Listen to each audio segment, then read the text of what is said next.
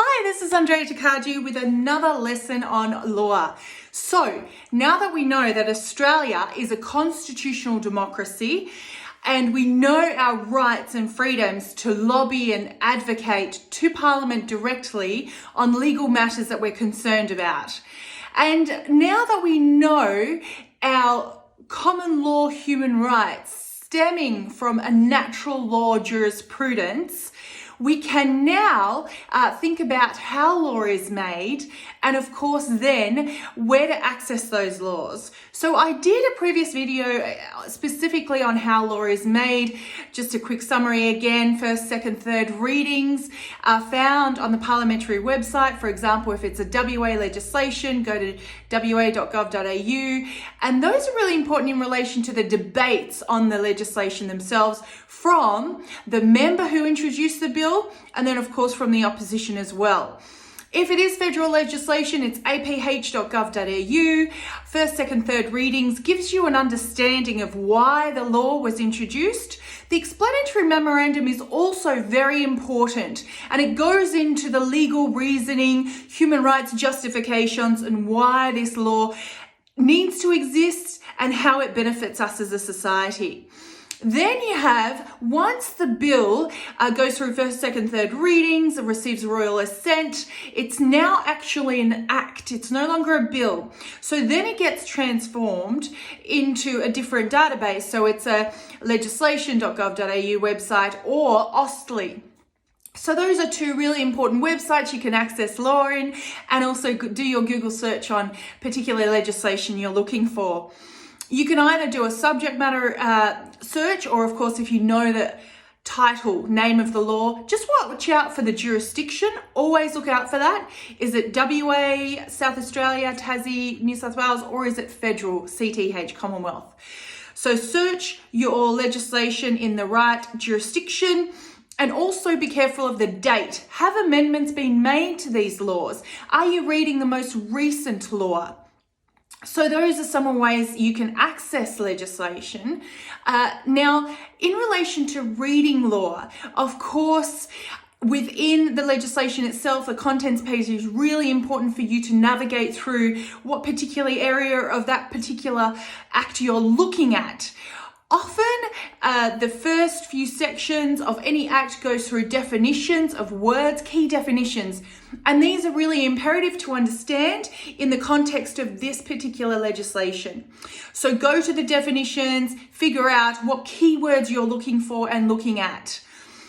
Legislation often has provisions in relation to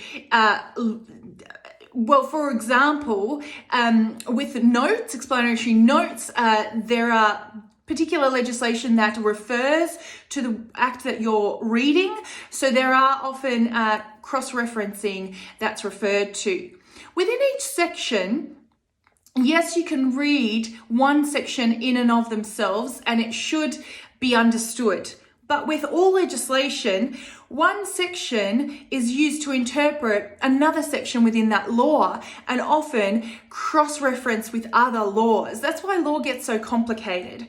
For example, if we're looking at the Privacy Act, we know we have freedoms and rights under the Privacy Act.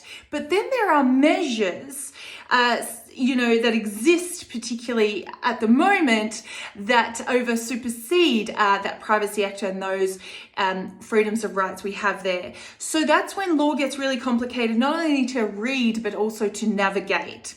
So we need to understand, therefore, how to read legislation in the context of other laws. And this takes a bit of digging. Now, in Australia, we are a common law system.